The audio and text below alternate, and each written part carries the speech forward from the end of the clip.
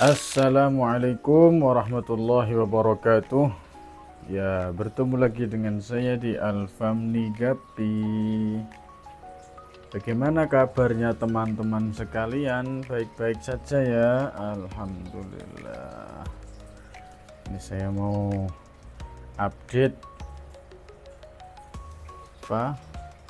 kondisi terkini. Alhamdulillah habis kuras-kuras total dulur-dulur atau teman-teman. Nah, ini sekarang jadi tempat indukan teman-teman, jadi tempat indukan ini sama yang ini sih sebetulnya pengennya, cuma ya sementara belum lah, makanya saya kosong-kosong ini, bersih-bersih.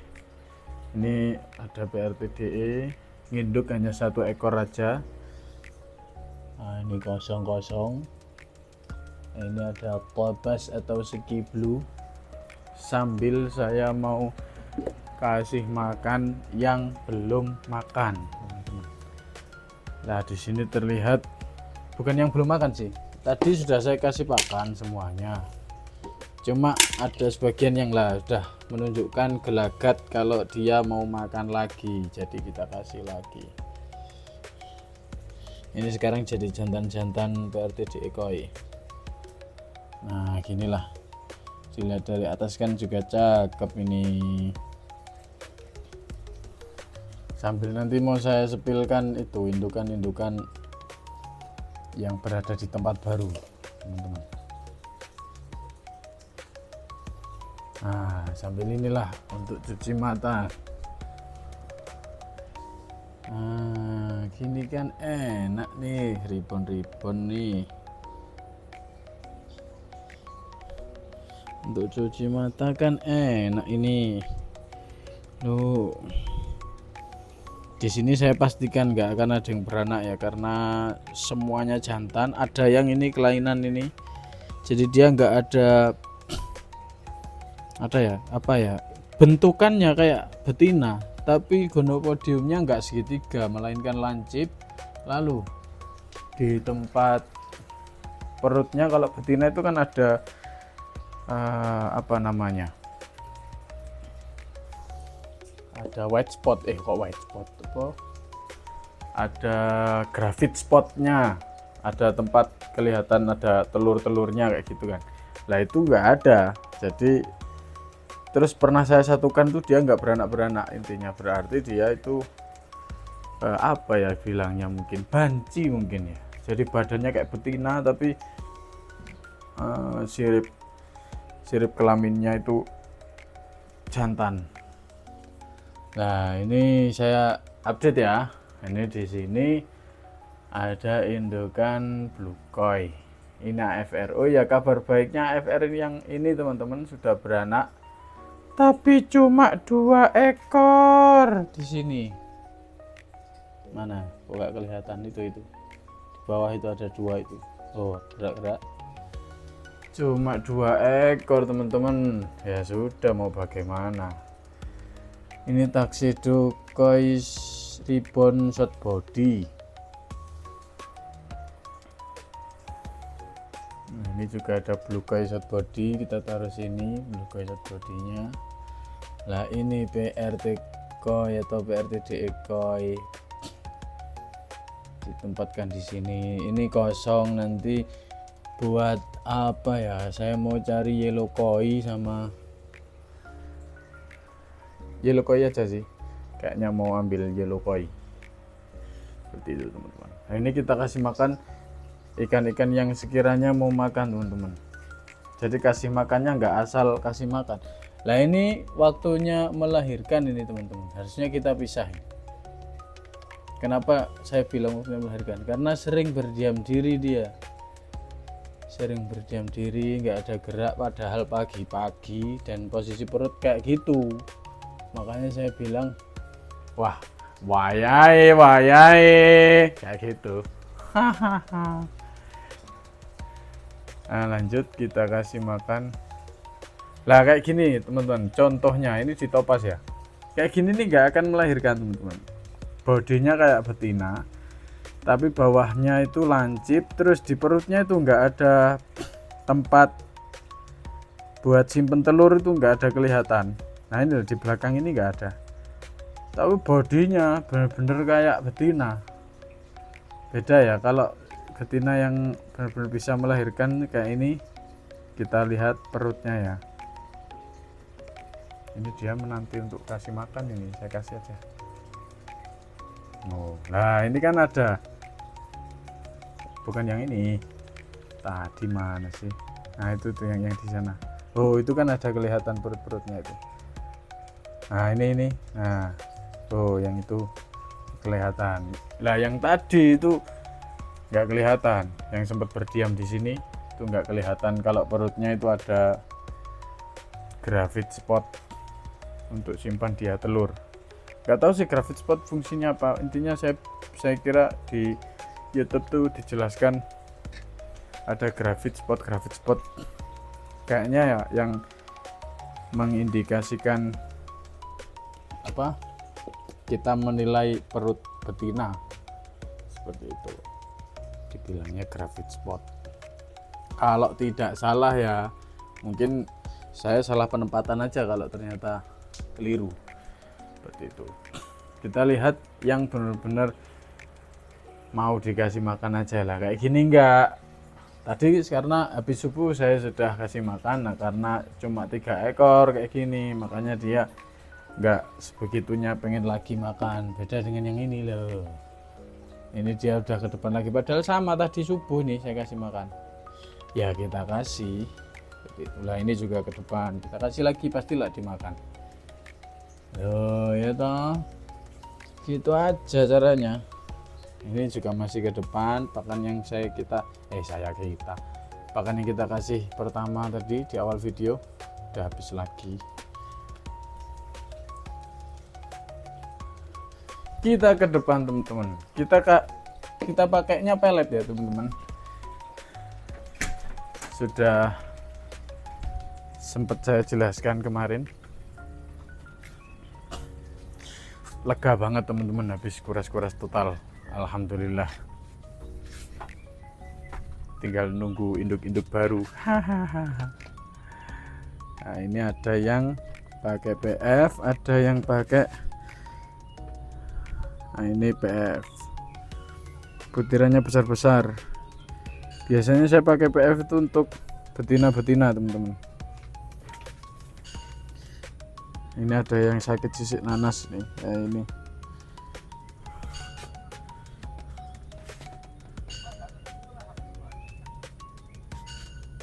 Nah ini juga PF 500, betina-betina yellow pinggu. Lah kadang ada juga yang saya mix, jadi karena ada jantan dan betina di sana, saya akhirnya mix. Nah kalau ini buraya kita kasihnya otohime dengan diremek atau diremukin, dihalusin dikit tuh, makan toh.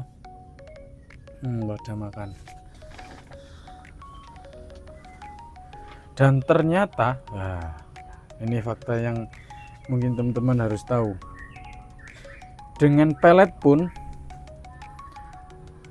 saya bisa melihat pertumbuhan ikan gapi di sana teman-teman, walaupun dengan hanya pelet. Baru hampir 1 minggu sih saya pakai pelet, belum lama, cuma saya bisa rasakan kalau ikan itu bertumbuh. Ya dengan catatan itu tadi, sebetulnya yang lebih penting itu ya kita benar-benar tahu takaran porsinya teman-teman. Kalau kita nggak tahu takaran porsinya ya susah, terus terang susah, maksudnya susah untuk menyaingi pertumbuhan atau perkembangan ikan gapi yang menggunakan cacing sutra. Pasti susah, saya bayangkannya aja sudah pasti wajar kalau cacing sutra itu lebih cakep dari sisi pertumbuhan, lebih terlihat seperti itulah. Nah, habis kita dari rak sini kayaknya nggak ada yang kelewat ya. Aman. Oke, setelah itu kita ke sini.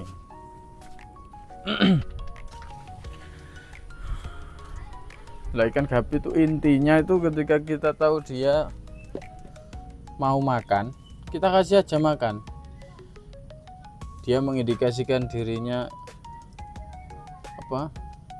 Untuk kita ngasih makan, ya kita kasih makan, teman-teman. Dan habis kita kasih makan gini ya, seumpamanya habis dia, habis kita kasih makan. Lah kok masih ke depan? Selagi kita punya waktu, kasih aja teman-teman, asli. Itu kalau pengen ikannya cepet gede ya. Kalau enggak ya beda lagi, namanya juga enggak pengen. Oh kayak gini, ke depan gini. Ya udah kita tabur. Ini kita tabur teman-teman. Ini padahal tadi habis subuh kita kasih, sekarang udah minta lagi. Kayak gitulah. Dan jangan, nah, terutama kalau pakai pelet ya. Dan jangan kasih makan ikan-ikan yang sudah menunjukkan gelagat dia itu nggak mau makan kayak gini. Ini dia kemungkinan udah kenyang, tapi kita pancing dikit biasanya masih mau. Asal jangan banyak-banyak. Nah, dikasih ya. Kita lihat. Ternyata nggak mau, nunggu kita pergi biasanya kalau kayak gini. Coba kita tinggal ya, sambil saya pantau saja, nggak usah saya hadapkan sama kamera. Apakah nanti dimakan atau pas kita tinggal ke sana nanti peletnya di sini habis apa enggak. Nah, kayak kalau yang sudah berdiam diri di pojok kayak gitu, itu namanya dia belum butuh makan atau posisinya sudah kenyang, bahkan kekenyangan kayak gitu. Beda dengan yang ini loh, pada ke depan kayak gitu. Pada berenang di permukaan, tapi bukan berenang gedek ya teman-teman. Oh ini juga mau makan dia. Ini waktunya sortir teman-teman. Oh ada yang mati satu.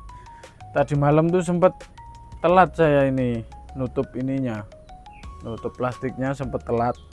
Jadi ini sampai naik ke kepenuhan lah bisa dibilang. Seperti itu. Nah ini burayak full gold. Oh kita kasih.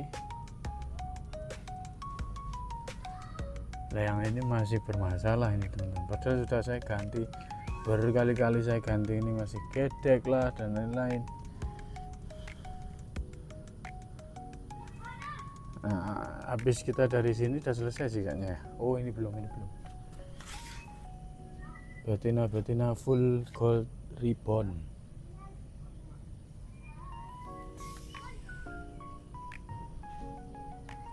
Ini coba kita kasih. Kok kayaknya nggak mau makan. Coba kita kasih. Oh mau. Saya kira nggak mau makan, ternyata mau. Oh ini udah habis ya, tapi dia masih berenang-renang di area depan sini. Kita kasih aja teman-teman. Oh dimakan pasti kayak gitu. Itu kalau kita sudah tahu ya, mengenali apa yang mereka mau, apa ya maksudnya kok kayak gitu berenangnya lah. Nah ini kita datang ya, ada ke depan, ini juga ke depan semua. Ini enggak ini. Oh cuma ikannya emang cuma dikit sih. Nah ini ke depan. Oh burayak juga. Ah itu apalagi tuh. Jadi kita datang tuh bener-bener serasa disambut oleh ikan-ikan kita teman-teman. Ayo makan bang, saya udah lapar bang, kayak gitu mungkin ya. Jadi sekalinya kita kasih, ya udah dia pasti makan. Ini juga burayak ini waktunya sortir nih. Dari segi pertumbuhan juga aman, maksudnya dari segi ikannya itu enggak terlihat kurus-kurus, tetap bisa gemuk teman-teman. Enggak yang dari kepala enggak yang perutnya itu kelihatan cungkring atau apa kalau bilangnya teman-teman. Kalau enggak cungkring teman-teman biasanya apa bilangnya? krempeng. Nah, kalau di bahasa saya ada yang bilang krempeng. Albino koi red ear. Jadi kita ngasihnya dikit aja, tapi nanti ketika kita jam berapa lagi, jam 9 atau jam 10, kita coba kesini lagi. Mereka ke depan lagi apa enggak? Kalau ke depan lagi kita kasih lagi kayak gitu. Yaitu mungkin susahnya pakai pelet ya. Beda dengan cacing sutra. Cacing sutra itu kita ngasih pagi saja, besok pagi lagi baru ngasih. Kalau cacing sutra, kalau cacing sutra, kalau pelet nggak bisa seperti itu teman-teman. Kalau pelet kita ngasihnya sekali kita kasih pada waktu itu ya harus dihabiskan ikan, jangan sampai nyisa.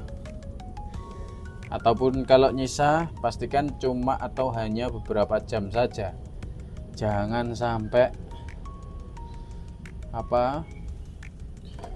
berjam-jam gitu, apalagi dari pagi sampai sore masih ada pakannya gitu. Ini karena burayaknya banyak jadi kita kasihnya banyak.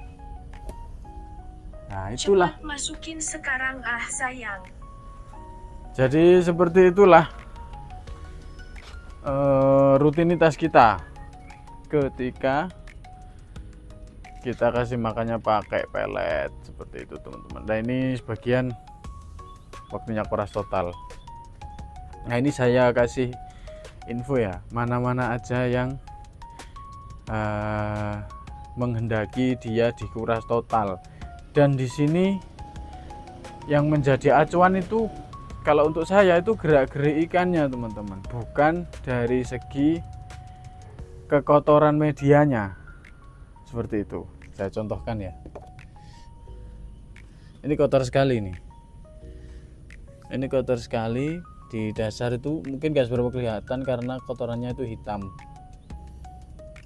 Nah, tapi ini juga kotor, cuma kotorannya itu warnanya kuning atau putih.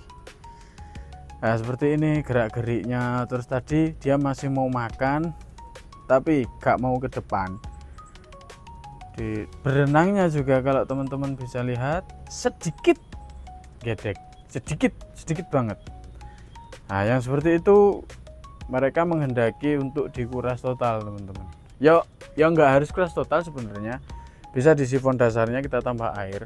Cuma karena di outdoor ini lebih simpel pengerjaannya kalau dikuras total dibanding sifon, dan sekalian ganti air berikutnya itu bisa lebih lama. Kalau kita sifon itu kan dikit-dikit sifon, bentar-bentar sifon kayak gitu. Nah dengan cara kuras total itu kita bisa nguras totalnya lagi itu lebih lama, seperti itu teman-teman. Nah, jadi gerak-gerik ikan yang seperti itu yang menghendaki dikuras total. Dan apakah ketika nggak dikuras total aman ikannya?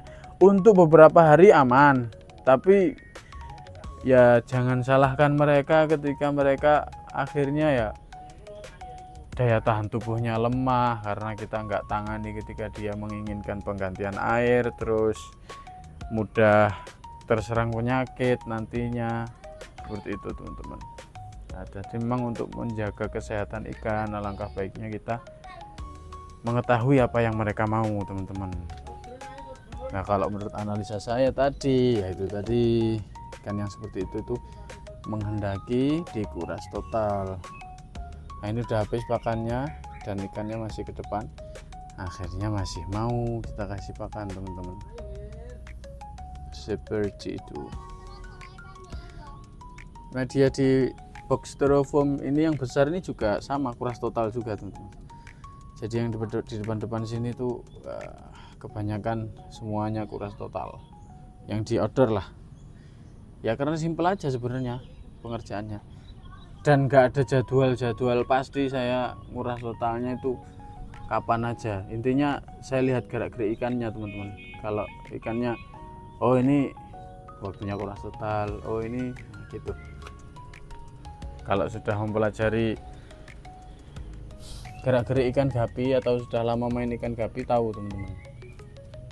Oh, ini mereka kan masih mau makan, tapi pergerakannya itu nggak seaktif itu gitu loh. Ini juga waktunya kuras total teman-teman. Ada sedikit gedeknya, apalagi ada ikan mati satu ini.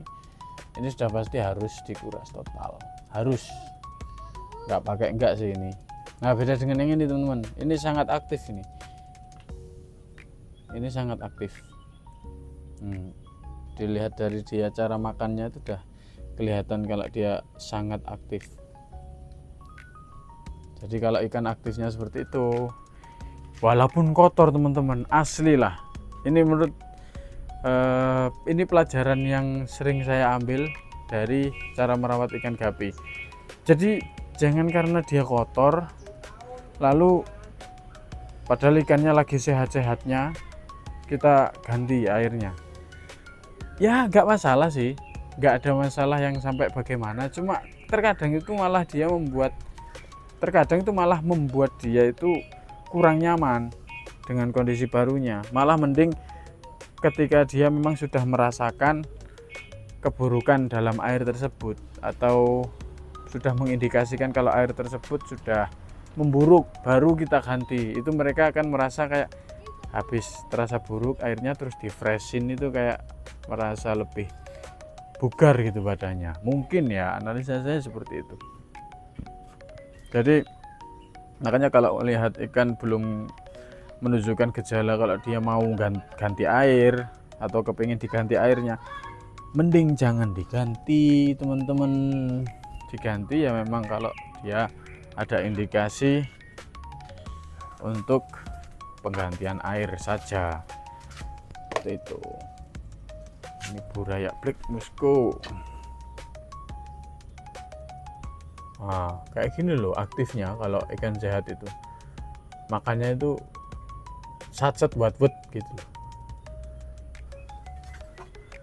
Kalau ikan nggak seberapa sehat atau ikan menunjukkan kalau apa, kayak mereka itu bilang ke kita, bang ini waktunya diganti airku ini, gantilah. Nah, kalau menunjukkan kayak gitu ya kita ganti, baru besoknya mereka akan makan lahap, baru mereka akan berterima kasih, makasih ya bang udah diganti airnya. Nah, dengan begitu kan mereka jadi mau makan lahap seperti itu. Dan makan lahapnya ikan peliharaan kita pasti kan membuat kita gimana, seneng tuh pasti melihat ikan buoyan makan. Lah ini nggak ada kenyangnya ini ikan satu ini. Saya kasih lagi udah pasti mau ini.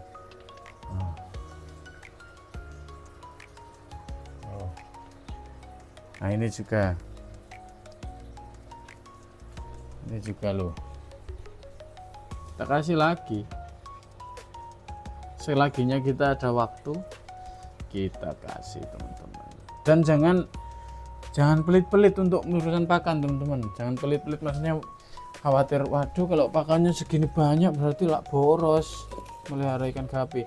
Aslinya sama saja teman-teman, kita ngasih pakan pelit-pelit atau sedikit-sedikit otomatis mereka juga besarnya lama. Kalau teman-teman usaha ikan gapi kan pasti ngejar size-nya segera dijual kan. Lah dengan kita ngasih makannya lambat atau dikit-dikit atau pelit, otomatis mereka pun besarnya juga lama, otomatis ya sama aja akhirnya seperti itu. Jadi jangan pelit-pelit pakan, kasih aja udah. Kalau memang mereka masih pengen makan kita kasih, masih pengen makan kita kasih gitu.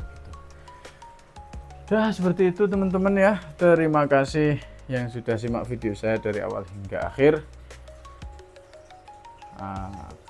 Alhamdulillah lega banget intinya habis kuras-kuras total kemarin.